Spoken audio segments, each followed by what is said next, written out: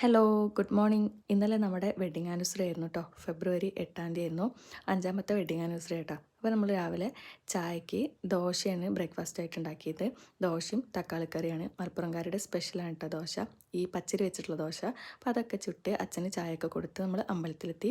നന്നായി തൊഴുതു, കുറിയൊക്കെ തൊട്ട്. പിന്നെ അവിടെ ചായ ഉണ്ടെന്ന് പറഞ്ഞു. അപ്പോൾ അമ്പലത്തിലത്തെ ചായ ഒരു പ്രത്യേക ടേസ്റ്റ് ആണല്ലോ. അപ്പോൾ അത് ഒഴിച്ചു കൂടാൻ പറ്റില്ല. അപ്പോൾ വൻപയറും പപ്പടവും ആയിരുന്നു. അതും പാൽച്ചായയൊക്കെ കുടിച്ചു. അത് കഴിഞ്ഞ് നമ്മൾ വീട്ടിലെത്തി. പിന്നെ എൻ്റെ വീട്ടിലേക്ക് വൈകുന്നേരം ആയപ്പോൾ പോയി.